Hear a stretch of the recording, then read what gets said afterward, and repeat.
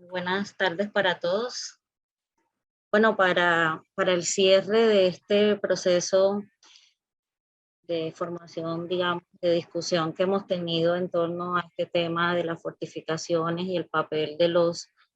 artesanos y de los ingenieros militares,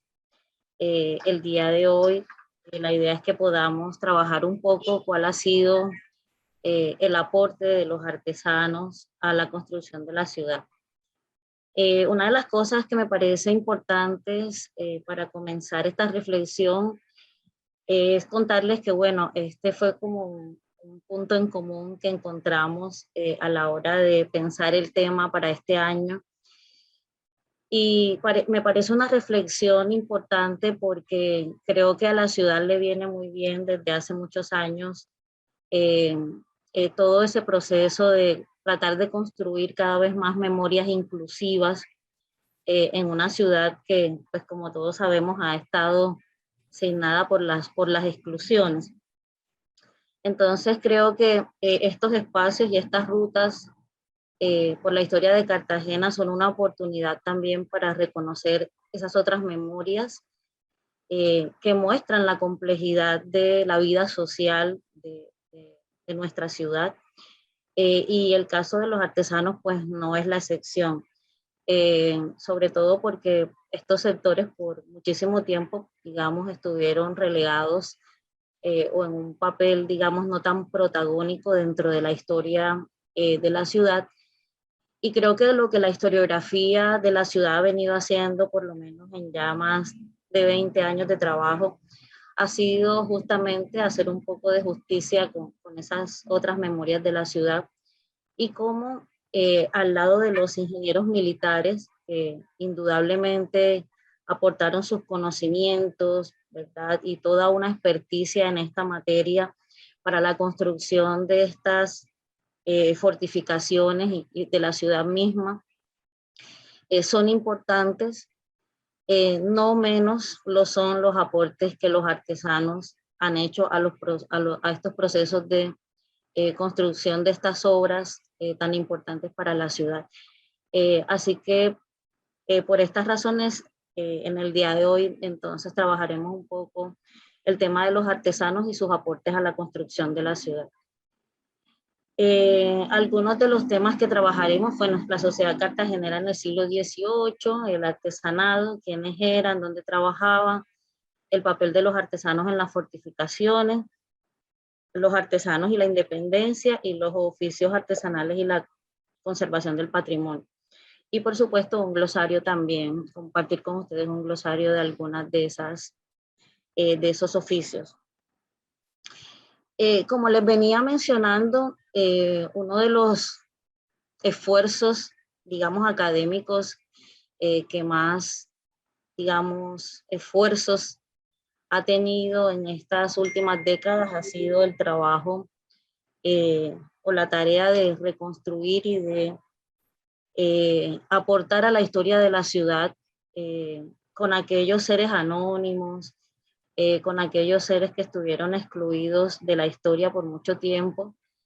En buena medida, pues la historia de nuestra ciudad siempre fue contada desde arriba, desde las élites, desde los vencedores, y creo que un poco el esfuerzo académico que se ha hecho en estas últimas décadas ha sido justamente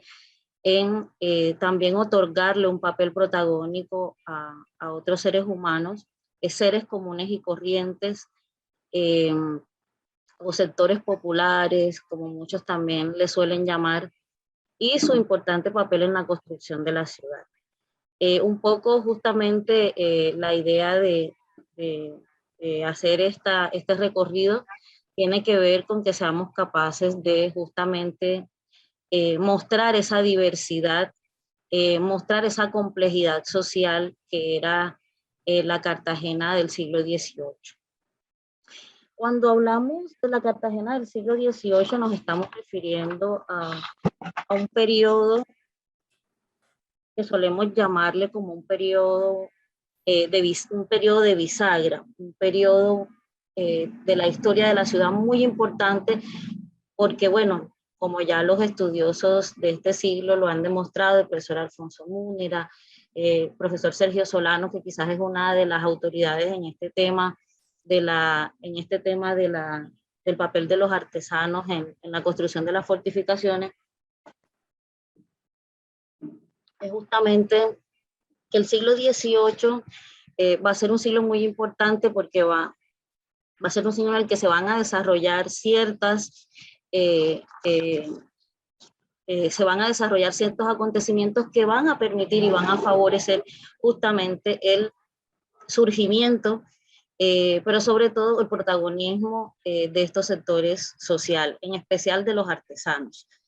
Creo que como muy bien lo trabajaron en los módulos anteriores, Cartagena, desde su surgimiento mismo como ciudad,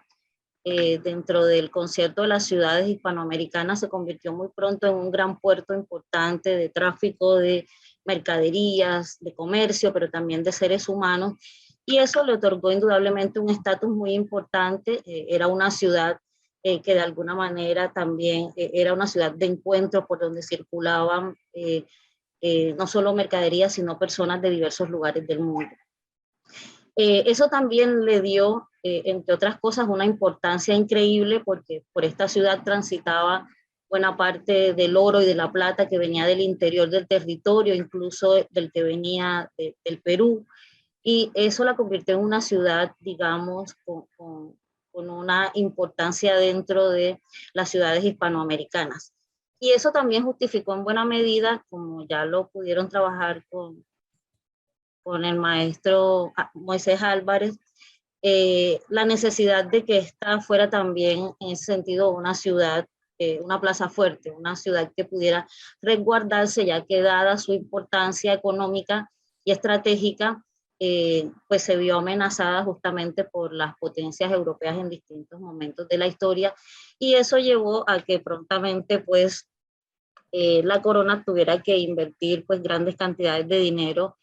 en la construcción de esta fortificación. Lo que vamos a ver es que entonces, sobre todo la segunda mitad del siglo XVIII en adelante, lo que la ciudad va a experimentar es como una especie de una etapa de progreso, una etapa de mucha movilidad, que le va a permitir de manera especial a estos sectores artesanales, eh, digamos, ocupar un lugar importante dentro de la conformación de esa sociedad. En un trabajo que hicieron Juan, Juan Sanasilla y Antonio de Ulloa en 1735, cuando estos científicos y naturalistas fueron enviados a América para hacer unos trabajos de estudios sobre el meridiano en el Ecuador. Tuvieron que pasar una larga temporada en Cartagena y construyeron una de las descripciones quizás más interesantes y una de las descripciones más completas que se han hecho de la ciudad en el siglo XVIII. En ese trabajo, estos científicos españoles, ambos, hacían una descripción de la vida social y económica de Cartagena, mostrando un retrato de cómo estaba conformada toda la población cartagenera en ese momento, pero una de las cosas que particularmente les llamó la atención a ellos es que destacaron la increíble presencia que los negros y los mulatos tenían en el mundo social cartagenero. En una de sus apartes, estos dos científicos mencionan, son las únicas personas que se ven por la ciudad. Las estancias y en los pueblos constituían la fuerza de trabajo de las haciendas de los alrededores, trabajaban como artesanos y se ocupaban del resto de oficios menores de la ciudad, de una ciudad portuaria y castrense como Cartagena de Indias. En esa descripción ya podemos justamente empezar a observar cómo la segunda mitad del siglo XVIII va a ser una segunda mitad que va a estar marcada por la presencia tan importante de sectores negros y mulatos que se dedicaban a diversos oficios artesanales en la ciudad y que empezaban a tener también un protagonismo en ese sentido gracias al oficio que desarrollaban, a los diversos oficios que desarrollaban. aunque por supuesto no eran los únicos, porque había por supuesto una élite blanca que estaba dedicada también al comercio, a la ganadería, estaban los altos oficiales del ejército, estaba todo el aparato burocrático, quienes, digamos, desempeñaban los cargos públicos de la ciudad. Era increíble que esta población, sobre todo de negros, pardos y mulatos, o gente de todas las mixturas, como también se les llamaba, tenían un peso muy fuerte en la realidad social de la ciudad en ese momento. De hecho, en el censo de 1777 se les conoce también como eh,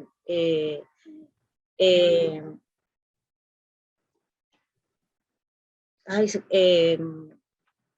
libres de todos los colores, porque una de las cosas interesantes que va a suceder en la segunda mitad del siglo XVIII también es que vamos a tener una alta proporción de población libre. El comercio de esclavizados hasta ese momento había entrado en franca decadencia y gracias a las múltiples, digamos, posibilidades que también van a tener los esclavizados en la ciudad para este momento,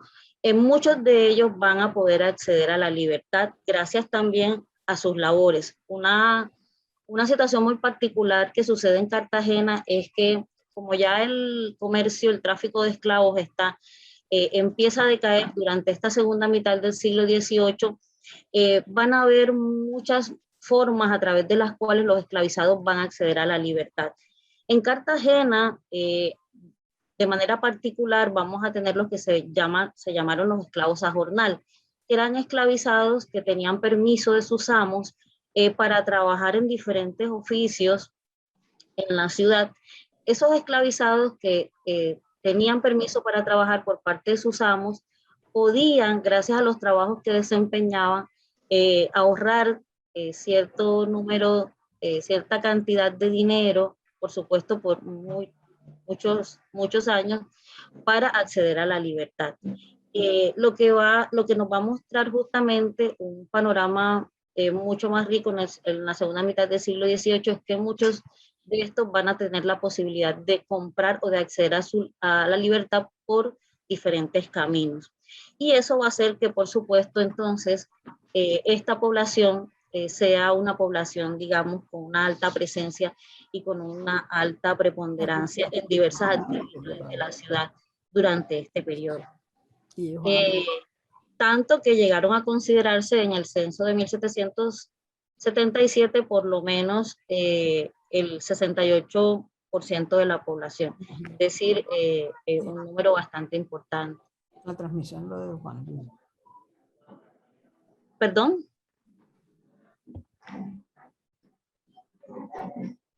En ese sentido,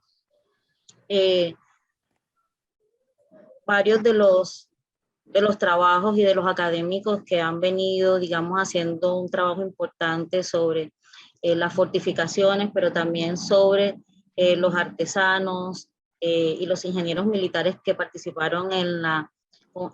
construcción de estas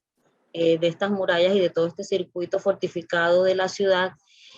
Una de las cosas que destacan es cómo el desarrollo de esta construcción de fortificaciones en la ciudad va a estar acompañada también de una riquísima tradición artesanal. Una de las cosas que el profesor Rodolfo Segovia menciona y que una de las autoridades también en este tema de las fortificaciones es que a diferencia de otros lugares del Caribe como Cuba, como Santo Domingo, donde solían quejarse muchas veces por la falta de manos, por la falta de brazos para desarrollar ciertas actividades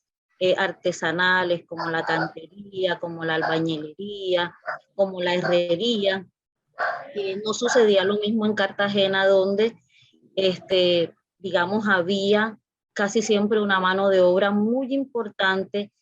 que de generación en generación iba de alguna manera como heredando estos oficios, lo que hizo que en esta ciudad se congregara una importante población de artesanos que tenían diversos oficios y que estuvieron siempre a disposición justamente de estos ingenieros militares que eran, por supuesto, quienes comandaban las obras, tenían el diseño de las mismas, y en ese sentido había en Cartagena una población muy importante dedicada y como soporte al desarrollo justamente de estas actividades artesanales. El universo en el que se movían estos artesanos era un universo bastante amplio. Vamos a encontrar actividades de diversa índole. Una de las primeras, por supuesto, va a ser el trabajo en las fortificaciones, que va a ser uno de los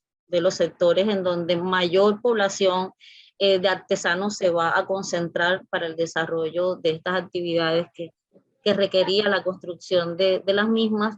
Vamos a tener también una población a las 2 de la tarde. ¿Oíste?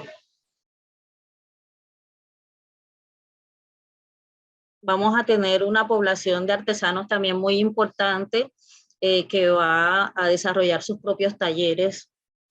de acuerdo a cada uno de los oficios que manejaba. Vamos a tener una porción también importante de artesanos que van a trabajar en el Arsenal de la Marina, que se construyó en el siglo XVIII justamente, y que va a ser un apostadero en torno al cual, militar por supuesto, se van a hacer todas las reparaciones de las embarcaciones de la flota imperial. Y va a haber otro sector muy importante que va a entrar a las milicias. Entonces, como se pueden dar cuenta, digamos, el universo de los diversos espacios laborales donde podían incursionar los artesanos era bastante amplio, era bastante diverso, es decir, que tenían cabida en diferentes sectores de la ciudad. Es decir, que contaron con muchas posibilidades laborales y eso es lo que hace, por eso he hecho esta referencia tan importante al siglo XVIII como un siglo muy importante y un siglo de mucha movilidad, sobre todo en la segunda mitad para estos sectores, ya que van a encontrar diversos espacios en donde desarrollar estas actividades o estos oficios que habían aprendido. Y que por supuesto van a estar también a disponibilidad para las obras de defensa de la ciudad, en la que en la que trabajaba, por supuesto, la población más numerosa. Los trabajos de construcción y de mantenimiento de las obras de defensa y de fortificación de la ciudad era como uno de los trabajos donde se empleaba mayor población de artesanos, porque allí, bueno, había la necesidad de, en muchas ocasiones, construir baluartes o de restaurarlos, todo lo que tenía que ver con los elementos y la indumentaria, pues que requería este sector, el tema de las cureñas, de los cañones, de los astilleros, de los muelles, es decir, había una especialización muy importante también al interior de este gremio, es decir, gente dedicada a oficios muy particulares, cada uno, digamos, en uno de estos sectores concentraba una importante cantidad de trabajadores que, ojo, no solamente eran libres, pues todavía había una población, aunque menor, pero todavía había una población importante de esclavizados en la ciudad, y participaban también en la construcción de estas obras los presidiarios. Es decir, los presos también eran, de hecho, parte de los castigos que recibían los presos era justamente trabajar sin sueldo, por supuesto, en las obras de construcción de la fortificación. Entonces, lo que vamos a ver es un colorario interesante de oficios relacionados con el tema de la carpintería, con el tema del arreglo de embarcaciones, muchos herreros, canteros, ladrilleros, torneros, carpinteros de ribera, calafates, cerrajeros, armeros, fundidores, faroleros, jornaleros, remeros, es decir, si ustedes se dan cuenta, bueno, el profesor Sergio Solano, que es una de las autoridades académicas en este tema y que y que ha escudriñado en las fuentes sobre el universo que compone a este sector social de la población en ese momento, nos muestra con un delicado detalle pues cada uno de esos oficios, en el que por supuesto estaban sujetos ellos bajo las órdenes de los ingenieros militares, en una jerarquía que por supuesto era muy importante todavía en el siglo XVIII. Entonces, lo que vamos a tener es justamente varios frentes de trabajo en donde las obras de defensa de la ciudad van a ocupar como uno de los renglones más importantes para el desarrollo de estos oficios, en los trabajos de baluartes, murallas y fortificaciones, también en los talleres de artillería y de regimiento fijo. Como les mencioné, el arsenal del apostadero de la Marina, donde se reparaban principalmente las embarcaciones, y todo el tema de canteras, tejares, ladrilleras y hornos, que eran supremamente importantes para, digamos, la extracción de los materiales y de los elementos que se necesitaban para la construcción de esas fortificaciones e incluso para la construcción de las propias casas coloniales en la ciudad. Pero también había un universo de trabajos particulares en el que también la participación de los artesanos era supremamente importante. Estaban los talleres de artesanos, que dentro de los cuales sobresalieron sobre todo los de herrería. Como vamos a ver más adelante, el caso de Pedro Romero va a ser quizás como uno de los casos más emblemáticos por todo, digamos, el estatus social que le permitió el ejercicio de la herrería a este personaje, y que lo va a ubicar, por supuesto, como en uno de los referentes más interesantes estudiados hasta ahora en la ciudad. También vamos a tener el caso pues, de las pulperías, de los artesanos que trabajaban de manera independiente en el comercio, lo que se conocían como los buhoneros, y también pues una cantidad de oficios relacionados con la pesca, con la agricultura, con la ganadería, que justamente nos ilustran un poco sobre, digamos, la diversidad de oficios artesanales que se desarrollaban en la ciudad en ese momento, y que justamente por eso estamos llamando la atención de la importancia que este sector social jugaba dentro de ese proceso de consolidación de esa ciudad fortificada, de esa plaza fuerte a la que se hizo el esfuerzo hasta el siglo XVIII por consolidar. De hecho, este siglo también va a ser un siglo muy importante porque en el siglo XVIII, sobre todo en la segunda mitad, es donde vamos a experimentar el mayor número de obras de ingeniería posibles. Se van a construir las bóvedas. Creo que ayer tuvieron la oportunidad de repasar esa parte, la escollera de la Marina. Es decir, se terminaron de construir algunos baluartes del castillo de San Felipe. Es decir, en el siglo XVIII realmente el gran esfuerzo que quiere hacer la corona española es realmente de convertir a Cartagena en una verdadera plaza fuerte, y por eso se van a invertir grandes sumas de dinero en poder lograr ese propósito, mucho más después de lo que había sucedido en la ciudad con el ataque de Vernon en 1741. Lo cual indudablemente justificó también en buena medida que la corona española invirtiera grandes recursos para realmente terminar de convertir a esta ciudad en una ciudad inexpugnable de los ataques de los enemigos españoles. Entonces, como se pueden dar cuenta,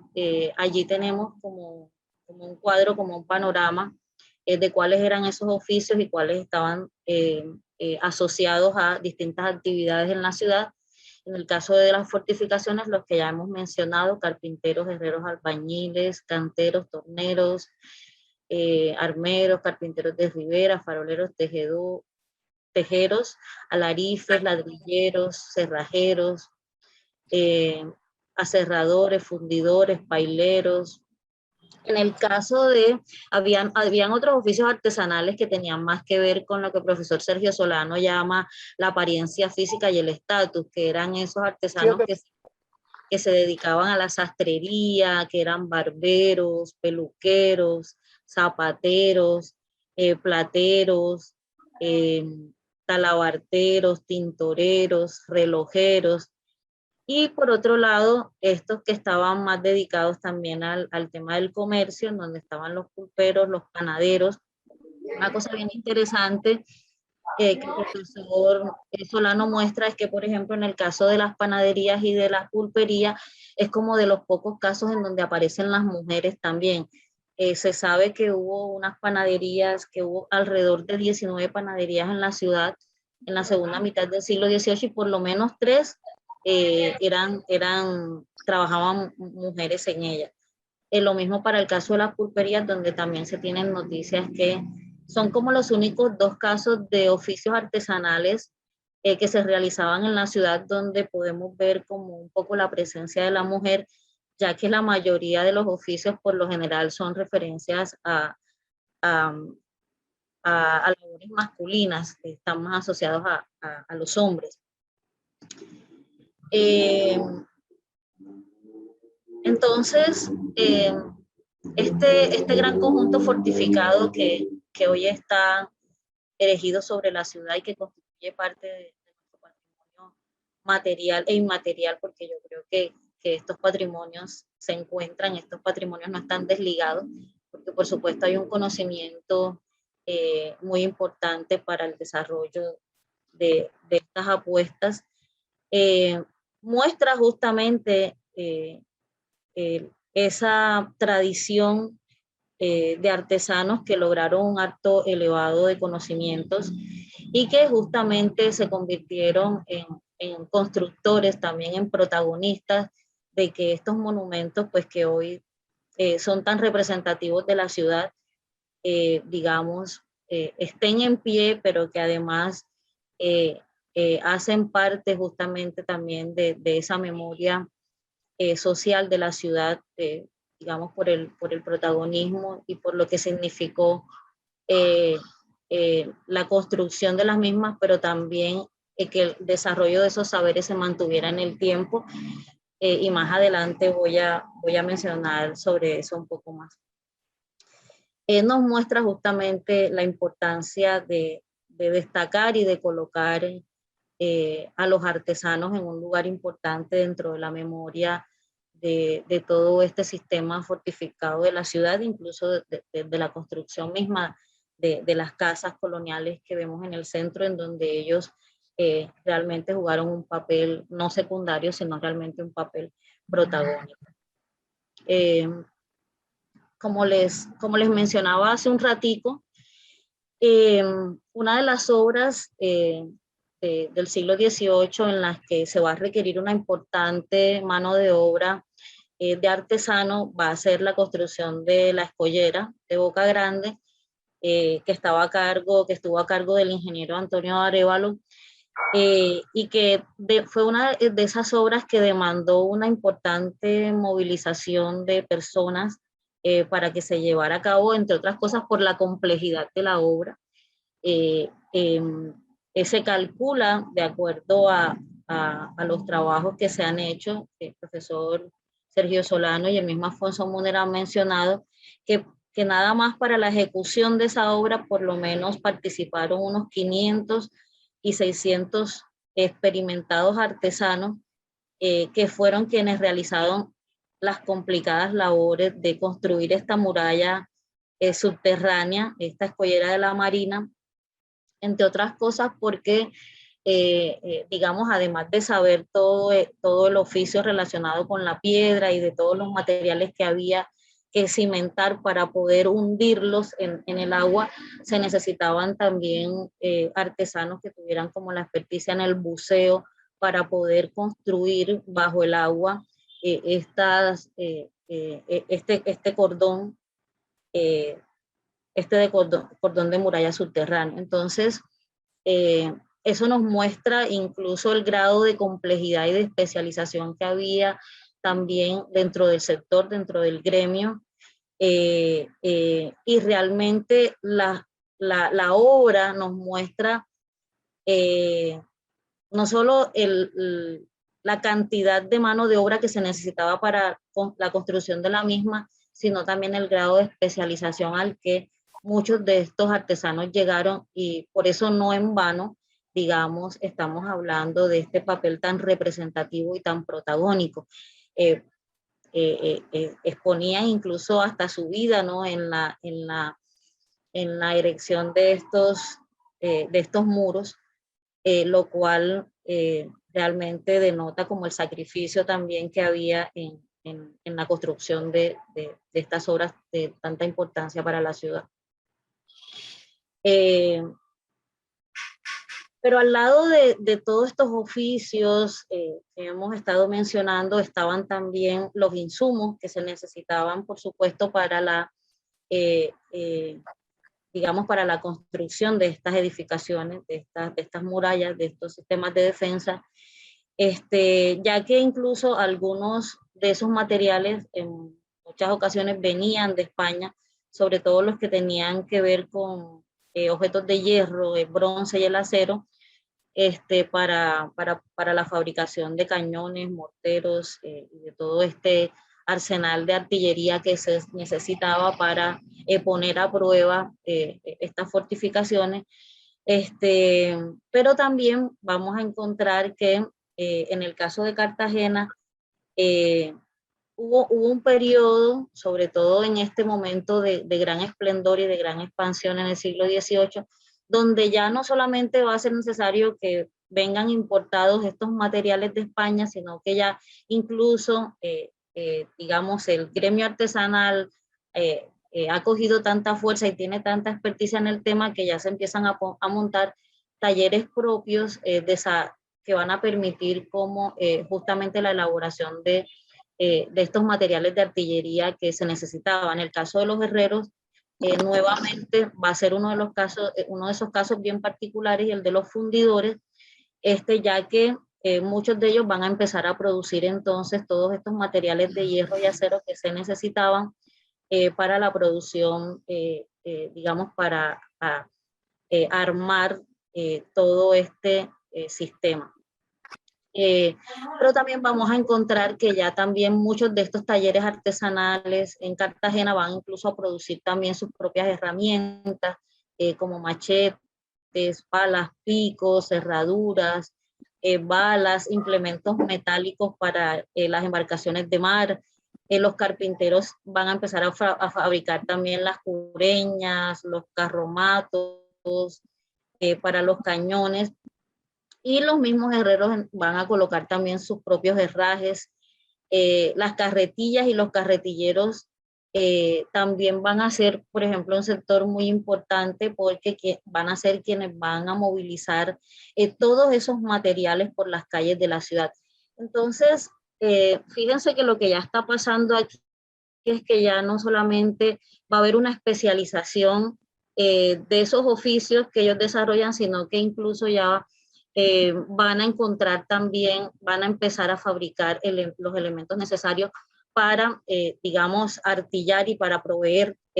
toda esta cantidad de elementos que necesitaban para estas construcciones. Entonces, esto lo que denota es el grado cada vez más especializado que van a empezar a tener los artesanos en la vida laboral de estas construcciones. También vamos a ver que durante esta segunda mitad del siglo XVIII, el sector de artesanos va a estar también muy ligado a ciertos servicios o a ciertos trabajos, como va a ser el caso de los sastres y los zapateros, van a haber un incremento muy importante de su labor gracias justamente a las políticas del sistema de defensas, en el que, por supuesto, España, en las continuas guerras que tenía con Inglaterra durante este periodo y con Francia, van a encontrar, gracias a estas guerras, un enganche laboral muy importante para la reparación, no solo del sistema amurallado, sino también incluso de los uniformes para las tropas, Entonces, como pueden ver ustedes allí, van a ser como los distintos niveles en donde vamos a encontrar el accionar de estos artesanos gracias a sus...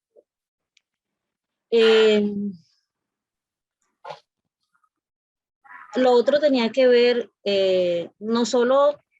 trabajaban en la construcción de las murallas y de las fortificaciones, sino que en la mayoría de las ocasiones, sobre todo en el siglo XVIII, sobre todo en su reparación, cuando habían ataques de piratas,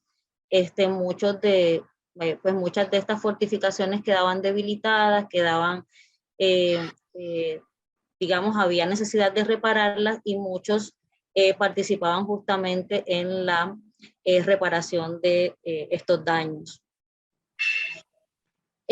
Como les mencioné hace un momento, vamos a encontrar que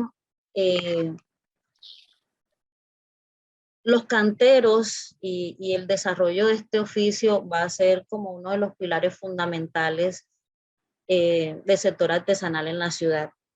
Yo creo que una reflexión importante que deberíamos hacer es el importante papel que van a jugar las islas, la zona insular, en el aprovisionamiento de materiales para la construcción de esta fortificación. Para ello, estas islas van a constituirse realmente en las que van a aprovisionar a la ciudad de esos materiales que se necesitaban para construir estas edificaciones. El tema de las canteras, de los hornos y de los tejares viene siendo un tema también bastante importante en la ciudad, ya que había, por supuesto, muchas estancias, haciendas en estas zonas que eran las que permitían el aprovisionamiento de las tejas, de las piedras, ¿verdad?, que se necesitaban para la construcción de la fortificación. Tenemos el caso en la isla de Tierra Bomba de canteras y estancias como el Tejar de los Jesuitas o el Tejar de San Bernabé, la estancia de Guayacán, la cantera o Puerto Periquito, la hacienda o la estancia de Gamboa, la estancia de Pueblo Nuevo, la cantera nueva del Rey o de Caño del Oro, el horno del Gran Diablo en Boca Chica, en Barú estaba la estancia de Puerto Nao, la hacienda o la estancia de los Vázquez y la cantera o la estancia de Polonia, que eran justamente los lugares de donde se extraían, se fabricaban los materiales que luego eran usados para la construcción de las fortificaciones y de las casas coloniales en la ciudad. Este va a ser en ese sentido como el núcleo primigenio con el que se forma la ciudad. Realmente las islas le van a proveer un material bastante importante a la existencia de esa ciudad que conocemos hoy. Todo lo que es la isla de Tierra Bomba, la isla de Barú, realmente van a tener una significancia no solo por ser una zona estratégica dentro de la bahía, sino porque además va a ser una zona que va a proporcionar materiales de primera mano para la construcción de esta fortificación. Es decir, que en buena medida todo ese material con el que se construyó la ciudad y las fortificaciones viene de estas zonas, gracias por supuesto a las múltiples investigaciones que ya se han hecho sobre estos hornos. Sabemos que existían distintas canteras, zonas de canteras y zonas de fabricación de estos materiales en estas zonas, pero también las hubo en la zona de Pasacaballos, de Albornoz, de Ternera, de Manzanillo, en donde justamente se realizaba la explotación de esa materia prima, que luego era trasladada por agua o por tierra, y allí nuevamente el tema de los oficios se vuelve importante porque transportar esos elementos, esos materiales por el agua, pues requería por supuesto de la mano de obra, de la experticia, de los remeros, ¿verdad? O de los carretilleros, las que se movilizaban por tierra, o de estas otras fabricaciones que eran como carretas en las que se transportaban estos materiales para la construcción de la ciudad. Entonces, bien importante señalar esto porque, bueno, uno ve que hoy las zonas insulares de la ciudad son zonas realmente zonas abandonadas en donde hay unas problemáticas increíbles a pesar de que son unos lugares en donde se conserva una memoria de este patrimonio material tan importante para la ciudad. El caso de Boca Chica, en donde tenemos un fuerte de San Fernando y enfrente el fuerte de San José, donde encontramos en la isla de Tierra Bomba todas estas todos estos hornos, todas estas canteras, todos estos tejares que fueron importantes para la construcción de la ciudad y que nos hablan de una memoria constructiva bien importante y de los aportes que estos territorios han hecho a la consolidación de esa ciudad patrimonio que hoy tenemos y que yo creo que tenemos en ese sentido un compromiso bastante importante con estas zonas por la función que cumplían dentro de la consolidación de esa ciudad. Entonces, toda la extracción de rocas que se hacía de los alrededores de estas zonas insulares, el transporte que también implicaba traer toda esa piedra coralina, traer todos esos tejares, ¿verdad? Hacia la ciudad implicaba la participación de estos artesanos con sus trabajos. Se estima que nada más en este tipo de trabajos podían participar hasta 417 artesanos y que de ellos por lo menos el 60% estaba concentrado en los trabajos de cantería. El trabajo de cantería está relacionado justamente con la extracción de estas piedras, de las canteras. Un oficio que de paso sea bueno señalarlo, que cada vez más se ejerce menos, digamos. Es un oficio que por mucho tiempo la escuela taller formó a personas en esta área, pero bueno, como cada vez más escasean las canteras, creo que hoy estas están concentradas en las zonas de Turbaco y de Arjona. No es un oficio que se realice con tanta regularidad porque tampoco, digamos, se requieren obras de esta envergadura para el trabajo de estos artesanos. Entonces, en ese momento sí significaba una proporción bastante importante y por eso la cantería era uno de los oficios que tenía también una importante población de artesanos que se dedicaban a este oficio. De hecho, sabemos también que en la construcción de las obras de las murallas y del fuerte de San Felipe, así como en la canalización de Boca Chica, se le daba trabajo por lo menos a 380 personas en diferentes oficios como la carpintería de Rivera, los calafates, los albañiles, los peones, patrones, participaban también presidiarios y esclavos. Y que más o menos también hacia ya entrado el siglo XIX se empleaban por lo menos unos 256 trabajadores en las obras de la plaza y de sus canteras. Lo cual nuevamente ratifica la gran proporción de mano de obra que demandaba el trabajo de este sistema constructivo fortificado para la ciudad. Es decir, estamos hablando de una participación de un número importante de artesanos en la construcción de estas obras.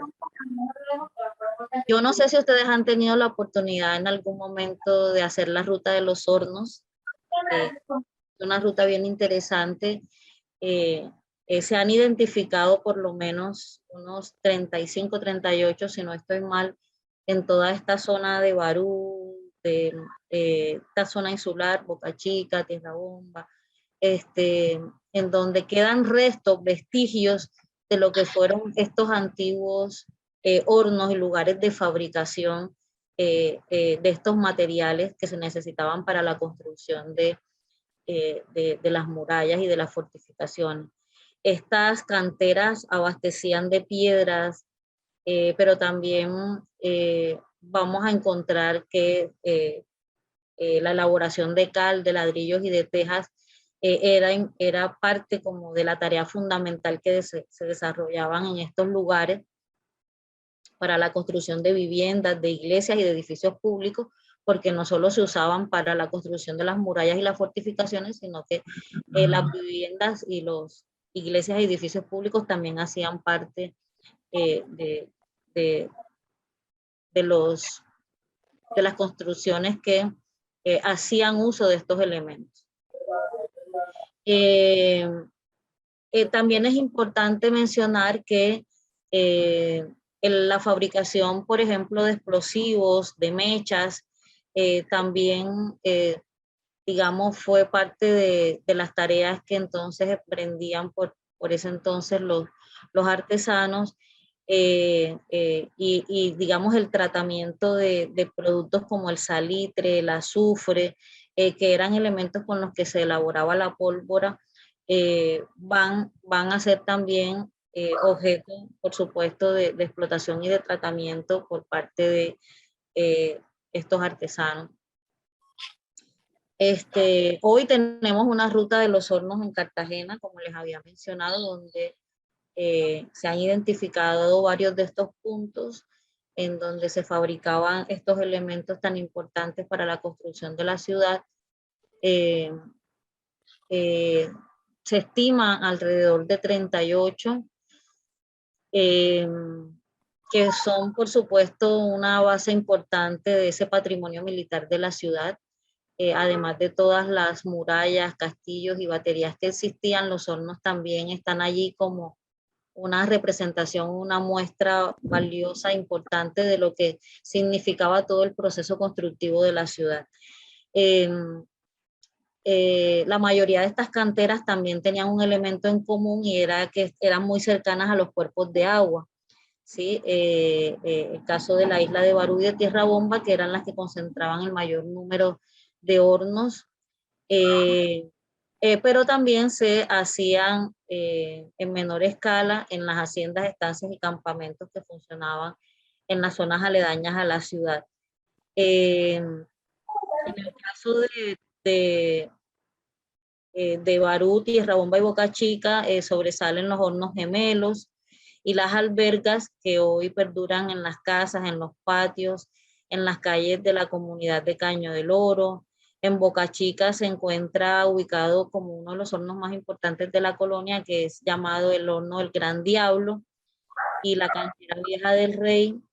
está construida en Tierra Bomba con muros de piedra del siglo XVIII, y que muestran justamente todo lo que implicaba el proceso de construir la ciudad, los materiales, los oficios que implicaba la fabricación y la extracción de cada uno de los elementos. Bueno, no sé si hasta allí tengan alguna pregunta, comentario, reflexión, antes de que entremos aquí a esta parte, que también es una parte muy importante.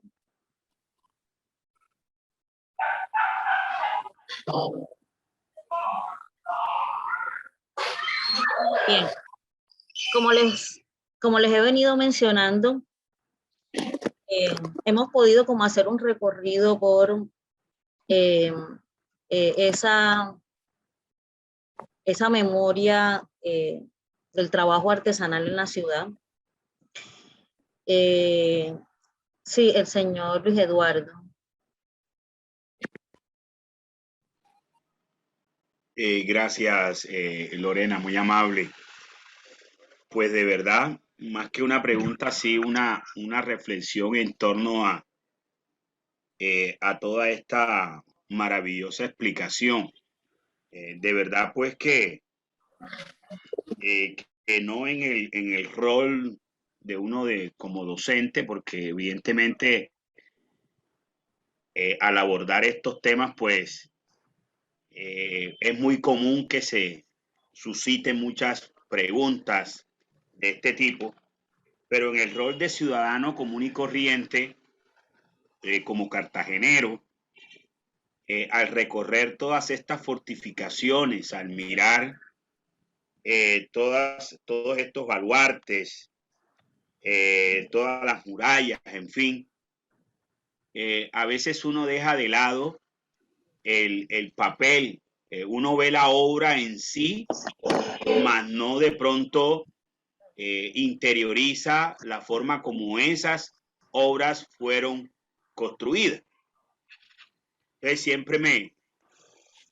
se me viene a la mente una bella melodía en salsa escrita por un compositor puertorriqueño, Titecurí Alonso, que habla de Juan Albañil. ¿Sí? Ese edificio que levantaste, pero que ya para ti está negado. Entonces, detrás de esas murallas hay toda una historia, de verdad, que recoge el trabajo, el sacrificio de esta cantidad de artesanos que lo dieron todo para la construcción de estas fortificaciones, en su momento para defender la ciudad y posteriormente para hacer orgullo del patrimonio histórico de nuestra ciudad. Entonces sí, de verdad que es muy, muy pertinente toda esta reflexión de carácter histórico, todo este recorrido, porque me quedo con una frase que decías al inicio, o sea, nos sirve para construir una memoria inclusiva, de verdad, que permita que destaquemos el trabajo de esta gran cantidad de artesanos que hicieron posible estas fortificaciones. Muchas gracias. Muchas gracias a ti por esa reflexión y la verdad es que cuando pensamos este tema, esta era una de las partes que nos gustaba mucho y que nos parecía importante porque, bueno, a veces incluso conocemos más de Antonio de Arévalo, de Maevan, porque suelen sonar más los nombres de estos ingenieros militares y por eso como parte de esta labor y de esta tarea con esta ruta tenía que ver con mostrar esas otras memorias que están allí y que acompañan de manera importante estos procesos. Es decir, los ingenieros militares, por supuesto que cumplían una labor importante y ponían todo su conocimiento, toda su experticia en la elaboración, en el diseño de las mismas, pero había también una masa, una población importante de trabajadores, de artesanos en la ciudad, que cuando uno mira estos, lo que pasa es que a veces cuando uno mira los edificios, pues uno cree que están allí por arte de magia, pero están allí por obra y gracia, por un lado del diseño de estos ingenieros y de esas obras tan majestuosas que pudieron, digamos, plasmar en el papel, pero por otro lado por el sudor, sacrificio y también conocimiento y experticia de estos artesanos que dedicaron su vida a eso. Y por eso me parece que este tipo de ejercicios es una manera de hacer justicia con esas otras memorias y que todo ese conjunto arquitectónico, fortificado, tan importante que tenemos en Cartagena, lo hicieron seres humanos. Incluso seres humanos que, no sé, a lo mejor, no sé si en alguna de las familias de ustedes haya una tradición de carpinteros, de artesanos, de oficios que a veces incluso valoramos muy poco y que fueron tan importantes en la construcción de esta ciudad que hoy es patrimonio del mundo. Entonces yo creo que esa es una reflexión poderosa con la que nos tenemos que quedar y esto tenemos que transmitírselo a nuestros niños porque muchas veces la mejor manera de construir los vínculos es a través de los referentes. Los referentes nos ayudan a identificarnos. Nosotros siempre reclamamos por qué los cartageneros a veces somos, no tenemos como un sentido de identidad y de pertenencia tan fuerte, pero es que a veces las historias que contamos no son historias inclusivas, no son historias en donde los otros se sientan reflejados. Y yo creo que con los artesanos de Cartagena, con los artesanos que participaron en la creación de todas estas obras, hay una gran oportunidad, porque esos artesanos han podido hacer nuestros abuelos, nuestros padres o nuestros tatarabuelos, ¿verdad? Y creo que estos oficios siguen incluso teniendo una significancia muy importante hasta el presente, porque incluso mantener estas casas en el centro histórico, mantener este patrimonio, implica que tengamos también unas personas especializadas en estos oficios que puedan, ¿verdad?, seguir de generación en generación, digamos, alimentando ese proceso de conservación de estas obras tan importantes para la ciudad. Y allí los artesanos juegan un papel realmente fundamental y contundente, y creo que esta es una manera también de honrar ese trabajo y esa dedicación que estos seres humanos hicieron y contribuyeron con esta ciudad. El otro ámbito en el que quisiera que también hiciéramos como una pequeña reflexión es con cómo esa importante población de artesanos que vamos a encontrar en Cartagena en la segunda mitad del siglo XVIII y que les va a permitir una movilidad social, porque eso también es muy importante decirlo, buena parte de los artesanos libres que trabajan en estas obras devengan un sueldo, un salario y sobreviven, tienen un mejor estatus social, y ahorita lo vamos a ver. Es una manera, estos artesanos, este oficio también les da un cierto estatus social, y ahorita lo vamos a ver a través de algunos casos. Esto es importante decir, profesor Sergio Solano ha llamado mucho la atención sobre cómo ese conjunto de artesanos tan nutrido y tan potente que tenemos en Cartagena en el siglo XVIII, que se había organizado en torno al trabajo, va a jugar un papel protagónico en la movilización política de los trabajadores durante la independencia, ¿sí? Hoy solemos hablar de Getsemaní, ¿verdad?, porque fue un barrio, los artesanos vivían en toda la ciudad. De hecho, el profesor Sergio Solano, en los censos que usa para ubicarlos y saber dónde estaban, muestra que estaban regados por toda la ciudad, aunque mayoritariamente San Diego y Getsemaní eran los barrios en donde había un mayor número y una mayor proporción de estos mismos. El hecho mismo de que el apostadero del Arsenal estuviera ubicado en Getsemaní también va a ser muy importante, porque va a facilitar justamente la confluencia de este sector, el que pudieran reunirse, el que pudieran,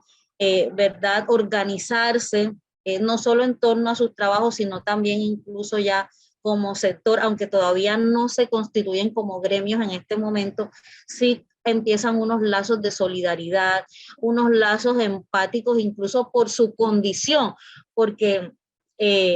como lo sostiene el profesor Alfonso Múnera, otra de las variables importantes de estos artesanos van a ser que muchos de ellos son mulatos, pardos o negros, es decir, tienen una condición socio-racial que todavía en el siglo XVIII era importante.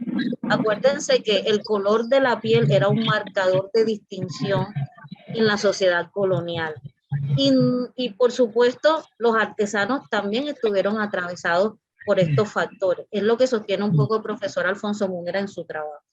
Entonces, él dice que esos trabajos en el apostadero, esos trabajos en las fortificaciones, en la artillería, proporcionaron formas de cohesión social a este sector de artesanos. Y que esa cohesión y esa organización que lograron estos sectores sociales es lo que les va a permitir una movilización tan importante entre 1810 y 1811 y la creación de lo que conocemos como los lanceros de Getsemaní. Es decir, esos lanceros que están allí caminándose, pronunciándose por la igualdad, por la libertad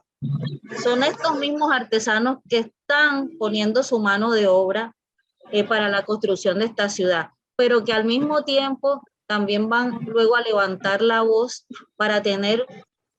una participación política por un lado, pero por otro lado también acceder a los ideales de igualdad y de libertad que tanto se van a promulgar durante la independencia. Entonces, fíjense ustedes las asociaciones que empiezan a aparecer allí tan interesantes con este sector social. Estamos hablando de un sector social bastante importante, no solo numeroso, sino que ya empieza a tener una incidencia política en los destinos de la ciudad. Y eso es lo que va a pasar justamente con la declaración. Quizás el caso más emblemático y el caso que mejor se ha ido estudiando ahora es el caso de Pedro Romero y de su participación en la independencia. El profesor Sergio Solano nos dice que ya para el comienzo del siglo XIX, Pedro Romero disfrutaba de un reconocimiento social. Se había convertido en uno de los líderes del sector de los guerreros de la ciudad, tenía su propio taller y tenía a su cargo otros artesanos, oficiales, maestrantes, lo que de alguna manera empieza a darle un estatus muy particular. Y una cosa mucho más interesante que anota el profesor Sergio Solano es que además la experiencia y el trabajo de la herrería que ya había desarrollado, que venía desarrollando Pedro Romero en la ciudad, le habían posibilitado la oportunidad de trabajar como contratista en el apostadero de la Marina. Y fue justamente como este espacio en donde él logra un gran reconocimiento y un cierto estatus dentro del gremio de artesanos. Se convierte como una especie de líder de este sector social, y eso va a ser muy importante porque luego vamos a ver que entonces Pedro Romero, su posibilidad de artesano le va a abrir las puertas también para que sea nombrado jefe de las milicias. Entonces, lo que vamos a ver es justamente un hombre que ya goza a principios del siglo XIX de un reconocimiento. De hecho, el profesor Sergio Solano cita a Ignacio de Pombo, uno de los comerciantes más poderosos y ricos de la ciudad, quien se refiere a Pedro Romero de la siguiente manera: tenemos en el maestro Pedro Romero y en su hijo Esteban dos artistas inteligentes de este género, la herrería, o mejor diremos, dos hombres extraordinarios, que la fuerza de su ingenio y la aplicación los ha elevado a un grado de perfección y delicadeza verdaderamente admirables, que son capaces de formar a otros artesanos igualmente perfectos en sus talleres, y que por todas estas consideraciones son acreedores a la protección del gobierno. Fíjense ustedes el hecho de que un personaje tan importante como José Ignacio de Pombo se refiera a Pedro Romero de esta manera, denota, digamos, como la importancia que ya empezaba a tener, lo que ya tenía, de la que ya gozaba Pedro Romero en este contexto. Un artesano, herrero, digamos, que había labrado con su propio esfuerzo un camino que indudablemente pues lo llevaría a tener una participación bastante representativa en los hechos de la independencia.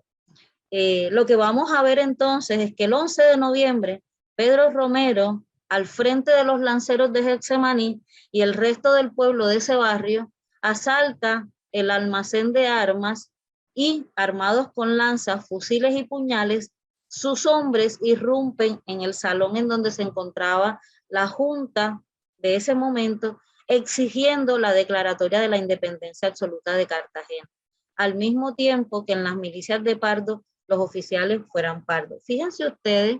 que con estas anotaciones ya vamos viendo el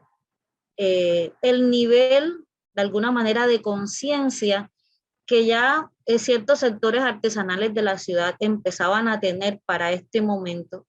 lo cual les va a permitir en ese sentido jugar un papel verdaderamente protagónico en los eventos de la independencia. Esto me parece muy importante decirlo porque ustedes saben que por muchos años nuestras independencias, cuando se hablaba de la independencia, se hablaba siempre de las independencias como un hecho que era venido de las élites, que era realizado por las élites, y lo que estos autores, el profesor Alfonso Múnera, la profesora Lynn Hell, el profesor Jorge Conde Calderón, el profesor Sergio Solano, que tanto han investigado ya sobre este tema, nos empiezan a mostrar cómo estos sectores populares, artesanales, ¿verdad?, van a tener también un papel protagónico en los hechos de la independencia, y no simplemente como masas de guerra o masas borrachas que participan en la gesta, sino como sectores sociales que tienen muy bien definido cuál es su papel dentro de la sociedad, pero que por otro lado tienen además una conciencia de sus derechos, empiezan a tener una conciencia de esos ideales de libertad, de igualdad y de fraternidad que tanto se están promulgando en el mundo en ese momento, y especialmente de manera particular lo que está sucediendo en América. Entonces estamos hablando de un sector que tiene un conocimiento, que tiene un saber, que tiene un oficio, pero además de un sector que empieza a consolidarse y empieza a tener una participación importante en la vida política de la ciudad. En ese sentido, como ya lo he remarcado,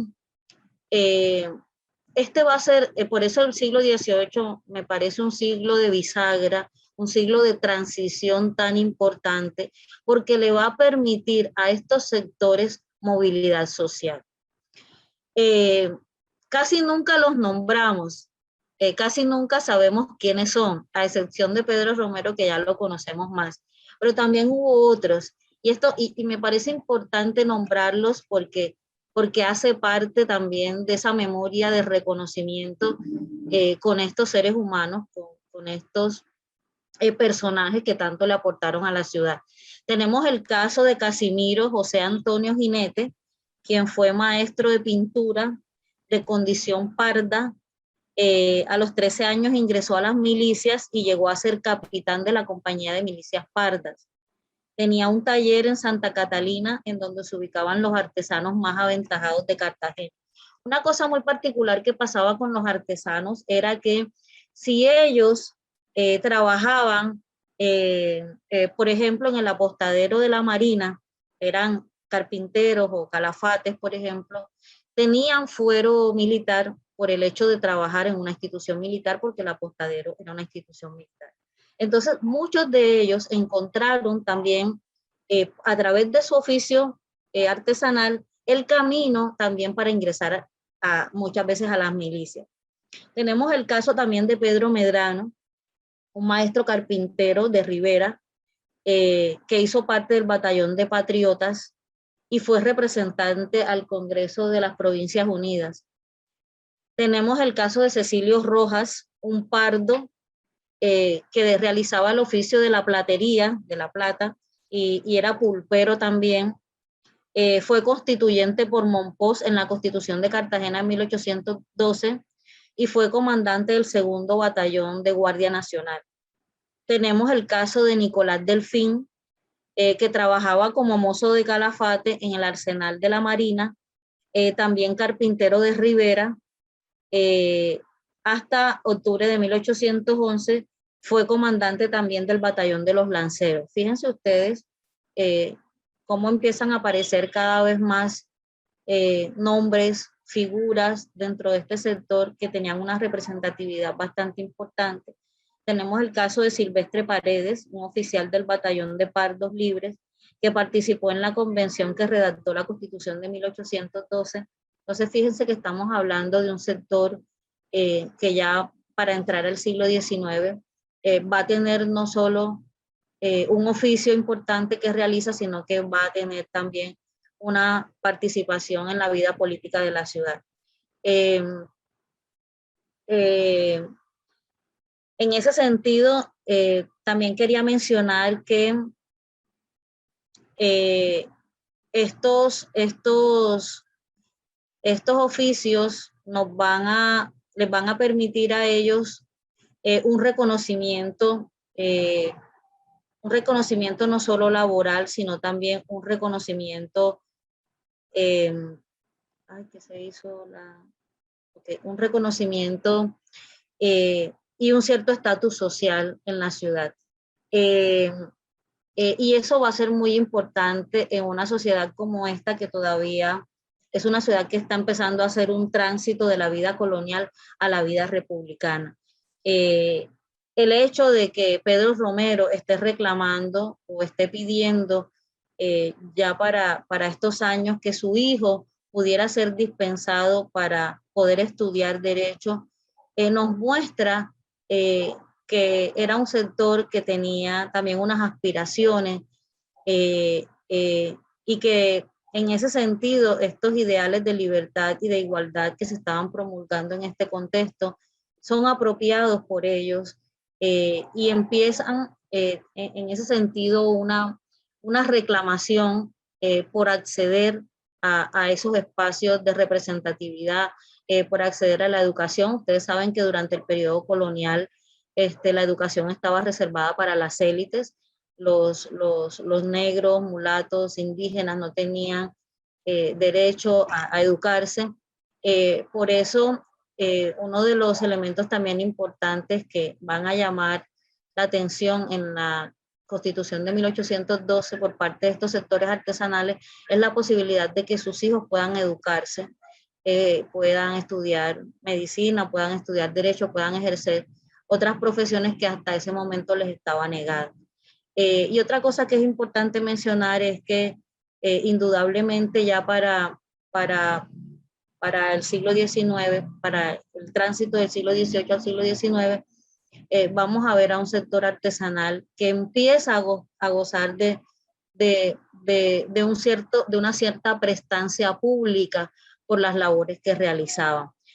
Una de las condiciones en ese momento importantes era ser buen vecino, y como estos hombres, digamos, desarrollaban un oficio y hacían un aporte a la ciudad,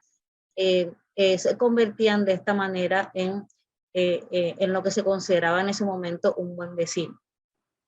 De manera que esto les empezó a dar un cierto estatus y reconocimiento en la ciudad.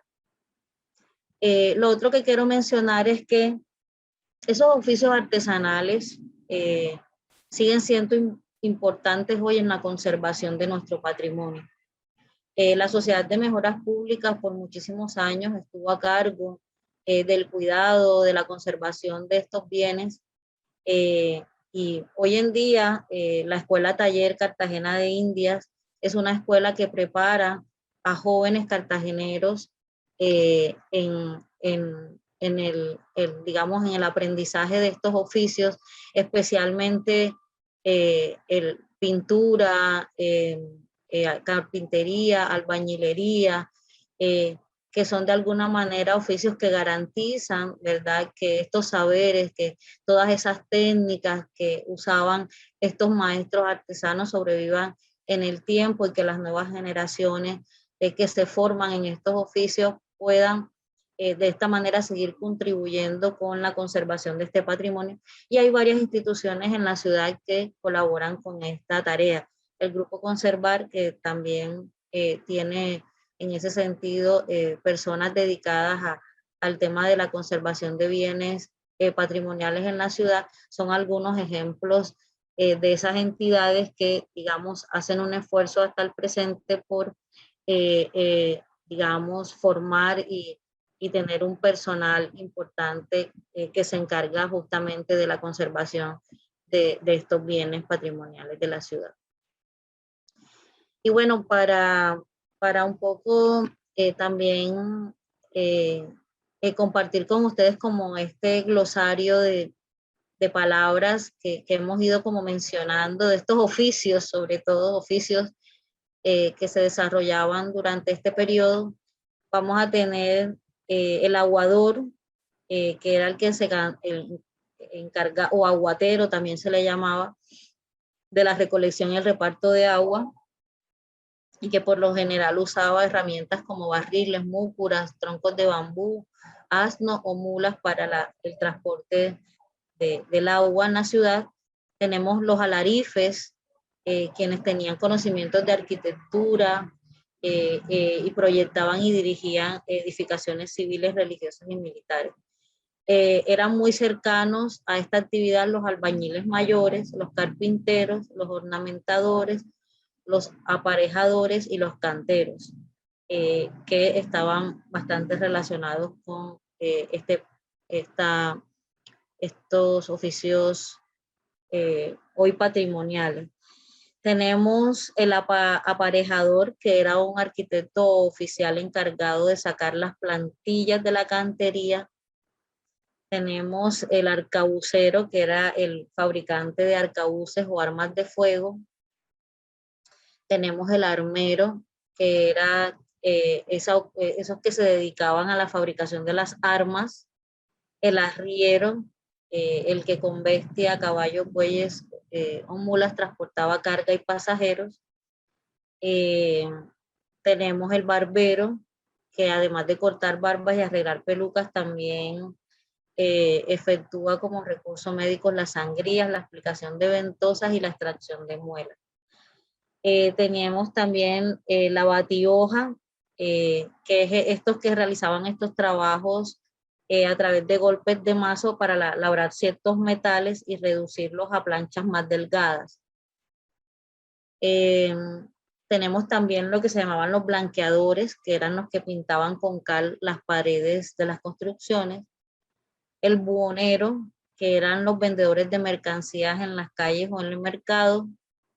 Los canteros, que hemos hablado bastante de ellos, que era justamente ese oficio relacionado con el labrado de la piedra y la ejecución de escudos de armas para las portadas de las residencias. Tenemos el carbonero, que es el que produce y vende carbón de leña para uso doméstico. El carguero, que es el que lleva las mercancías de un lugar a otro. Tenemos los carpinteros, que por supuesto son los que elaboran los muebles, las cajas, cajetas, escritorios, bufetes, taburetes, es decir, toda esa indumentaria, que en el caso de Cartagena se usaba mucho también en las casas coloniales, en los famosos balcones coloniales que ustedes ven, los famosos balustres. También se necesitaba mucho esta mano de obra en las iglesias y en los conventos, en donde también los retablos y la silletería implicaba una mano de obra importante de este oficio. Tenemos el calafato, que es un oficio que se encargaba de la inspección del estado del buque, los famosos calafates, de que el buque estuviera en buenas condiciones, el timón, la bomba, es decir, el estado general de la embarcación. El oficio de cerrajero, que es un oficio derivado de la herrería, con la diferencia de que el cerrajero trabajaba con hierro frío y generalmente se dedicaba a la fabricación de llaves, candados, cerrojos, ¿sí? Tenemos el cochero o zagal, que era el que cuidaba o conducía los caballos de los coches.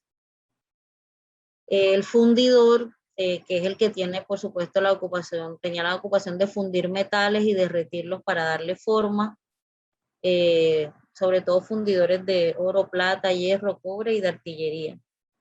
El guarnicero, que es el que hacía las guarniciones o arneses de las caballerías, especialmente de cuero, paño u otras telas. Algunos también les llamaban talabarteros, que son sobre todo los que trabajan con cuero, ese elemento. Tenemos los herreros, bueno, que también hemos hablado bastante de ellos, que con un buen conocimiento de la resistencia y el manejo de materiales, elaboraba guarniciones de hierro para la protección de las cajas de madera de uso doméstico, estribos, herraduras, olletas, sartenes, pailas, es decir, una cantidad de elementos importantes. También tenemos el maestre, que era el superior o maestro con autoridad para dirigir una actividad. Dependiendo su oficio, fueron identificados como maestros de campo, racionero, maestre salá, maestre escuela. Tenemos también el obrajero, que es el que trabaja en el obraje o en el taller. El pailero, que es el oficio que se encarga de armar estructuras como tanques, ductos, tuberías. El panadero, un trabajo relacionado con la innovación alimenticia, sobre todo en España, pues para la elaboración del pan con el trigo era supremamente importante. Tenemos el platero, que es el que labra y trabaja el oro y la plata. Este oficio se desarrolló de manera importante en el territorio que hoy llamamos Colombia, y había una proporción también bastante importante aquí en Cartagena. Tenemos el polvorero, que era el que se encargaba de la mezcla del carbón, salitre y azufre para producir la pólvora y para producir armas de fuego. Tenemos también el pulpero, que es el que tiene a su cargo una pulpería donde se expenden comestibles o bebidas alcohólicas. Como les contaba, como un dato particular, se sabe que hubo pulperías que estuvieron a cargo de las mujeres, como de los pocos oficios en donde artesanales en el que participaban las mujeres, al igual que la panadería. Tenemos también el oficio de sastre, que fue una actividad reservada inicialmente para los blancos y luego para los mestizos, pero luego también se sabe que, por supuesto, hubo otros sectores sociales que la llevaron a cabo. Tenemos el tornero, que es la persona que tiene por oficio realizar obras del torno, el oficio de hacer, de fabricarlos. Tenemos los tejeros, que son los que fabrican las tejas y los ladrillos. Y bueno, los zapateros, que todos los conocemos, ¿no? Los que arreglaban las sandalias, los escarpines o chapines, como se le llamaban a los zapatos en ese momento. Y bueno, hasta aquí hemos llegado. No sé si tengan comentarios, preguntas, reflexiones.